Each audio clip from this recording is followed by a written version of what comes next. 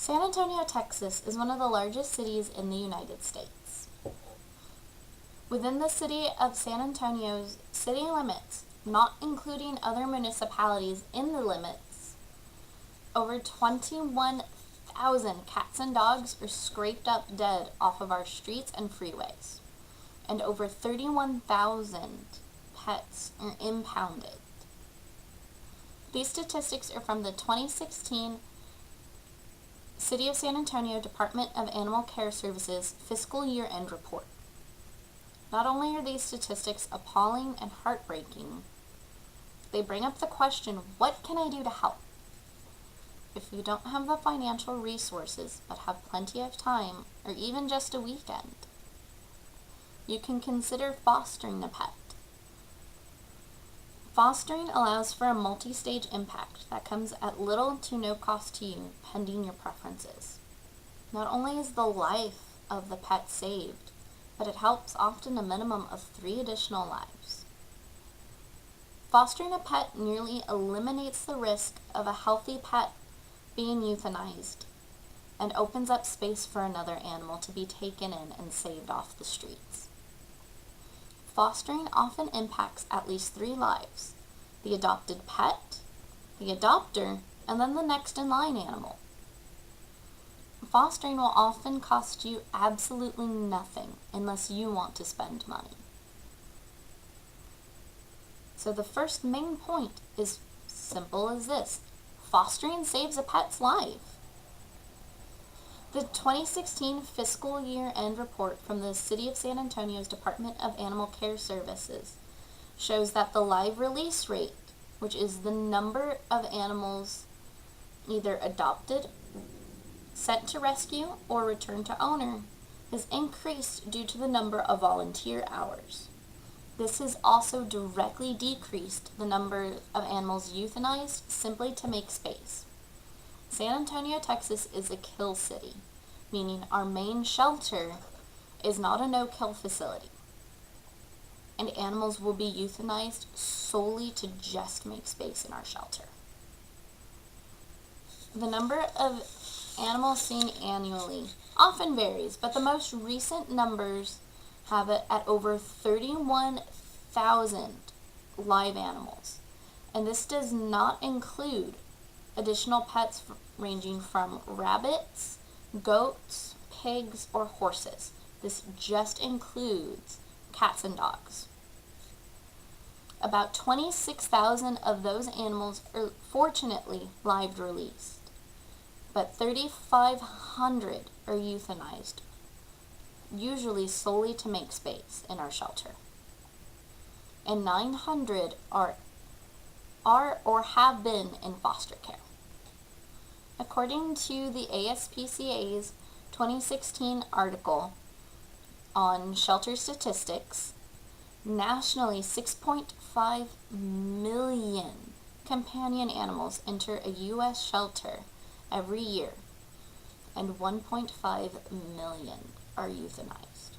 These animals have done nothing wrong and are usually just at fault for being born. Most of these animals are products of backyard breeders, overbreeding for the sake of someone to have money off of their beloved pet, puppy mills, and refusing to spay or neuter your pet for whatever stigma there may be. These all are not part of your main risk factors for euthanasia, though. The Houston SPCA's 2017 article on how to be a foster parent notes that the most commonly euthanized animals brought into the shelter are neonatals. Neonatal pets are anywhere from only a few hours to 8 weeks old. They are very time-consuming and require feeding every 2 to 4 hours. The shelter staff can simply not handle the burden due to lack of funding, understaffing, and just the general time it requires. These animals are often euthanized at the end of the business day. Overcrowded shelters will often euthanize pets to ease the burden. After a natural disaster, such as Hurricane Harvey, our city shelter euthanized additional pets in order to make room for the Harvey animals. Unsocialized pets require a home in order to flourish. The same article from the Houston SPCA reports that these animals must be socialized in order to be adopted. Otherwise, they will be euthanized. And these animals have problems from biting to growling to hiding. This article also notes that sick and injured animals require a home to heal from sickness and injury. This is commonly due to the limited space within the hospital staff's abilities, as well as their limited kennels in the animal emergency rooms on site. These injuries can range anywhere from a missing eye, amputated limbs and tail, to simple illnesses from an upper respiratory infection. No-kill shelters do still require fosters. This allows them to pull another animal from a kill facility. So when you foster a pet like Nariko over here, it allows them to take another animal off the kill list. Fostering does impact more than just the life of the animal. While helping the animals is important, it does more than just help them. Fostering allows for the adopter to find their perfect pet. Nariko here was a 2-year foster with someone. Not at her own fault, she was taken from a puppy mill. And with that 2-year foster, allowed her to find her way into my home. And I've had her for 5 years since. Fostering also frees up kennel space for that next in line animal as previously mentioned. Sometimes these kennel spaces can accommodate multiple puppies. For example, a large kennel within this San Antonio city shelter can be used for 1 dog, but if a litter of puppies is found, it can house a mother and her puppies. Thus, 1 foster can save 9 animals. Best of all, if you're unable to donate your financial resources through a monthly donation that you get guilt-in from the ASPCA commercial, it comes at no cost to you. All general costs are covered by the shelter staff. The City of San Antonio Department of Animal Care Services fiscal year-end report shows that the general costs that are covered include food, toys, preventative care, which does include vaccines, dewormer, heartworm prevention, crates, pads, and veterinary care are covered by the veterinary staff on hand as well as shelter staff. Uncovered costs include your bonus items such as additional treats, new toys because maybe the foster didn't like the toy they were given. She's very picky about her toys, for example. And food not provided by the staff.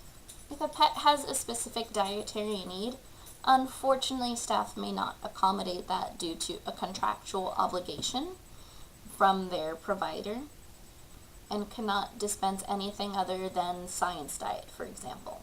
And you would have to purchase prescription dog food. Grooming is also an expense not typically covered, but fortunately many local shelters will have arrangements with a groomer in the area to provide free grooming. In conclusion, fostering a pet allows a multi-stage impact. Many lives are affected just by opening your home for that 1 pet or even a litter of puppies. Fostering a pet simply saves animals from euthanasia and provides them the comfort of a warm, loving, and tender home to grow and flourish. It allows for the animal and their perfect adopter to find each other. It allows that next in line pet to hopefully find the same future. Fostering, best of all, comes at little to no cost to you. It's up to you to decide how much you want to spend on your pet, and if you want to treat them to some extras. Fostering an animal is an overall rewarding experience. It benefits these shelter pets. It allows them to flourish and thrive, learn to love, and open their hearts again. You're providing them with a new lease on life and to find their forever home. Now, I often get a few questions about fostering, as I myself am an experienced foster. I have rescued, in just about less than 6 months, 24 animals, 2 of which will be trained to be service dogs. So these are some of my common questions I get from other people interested in fostering. If I fall in love with my foster pet, can I adopt them? The answer is simple. Yes, you can. These are called a foster fail. You failed and you fell in love with your gorgeous pet, like I did with this one right over here. However, just keep in mind, you may not be able to foster again. And this is not because you adopted the foster, it is due to city restrictions such as limiting the animals on hand you can have. The city of San Antonio has a 5 animal limit. I only have 2 personal pets, so I'm within those limits perfectly. And if the animal you fostered and then adopted is one of the animals that needs to be an only pet, then you're done from that point. You can't bring other pets into your home. The other most common question is, how do I become a foster parent? Well, it's relatively easy. You just contact the shelter or rescue you want to work with. And they'll often have an application you need to fill out, and you may need to provide additional documentation. You always need to have your ID, and then they'll ask for additional information such as proof of home ownership or lease to make sure that these animals don't get brought back because you had a dispute with your landlord or whatnot, as well as vaccination records of your current pets to ensure that animals do not get sick or die. Some organizations may also require orientation and training. This typically allows for you to not be overwhelmed by the experience if you're a first-time foster. And then the last question is, how hard are neonatal animals, and do I have to take them? A lot of people are tempted to take these neonatal animals because they're itty-bitty, cute, tiny kittens and puppies. People will take them just because they're adorable. But if you don't feel you can handle their round-the-clock care, you do not have to take them. They require feedings every 2 to 4 hours depending on their weight and age, and they require constant heat support, mixing of formula or gruel, potty training, basic obedience training, and they require a lot of time and effort.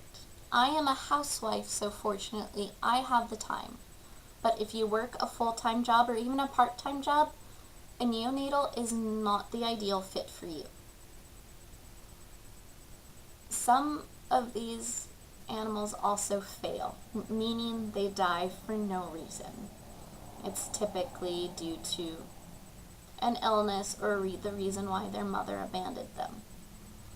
It requires a very emotionally strong person and able to handle it. About 1/3 of your neonatal litter can fail, and it's not uncommon for anywhere from that 33% to 50% of your litter to die, even with a foster parent.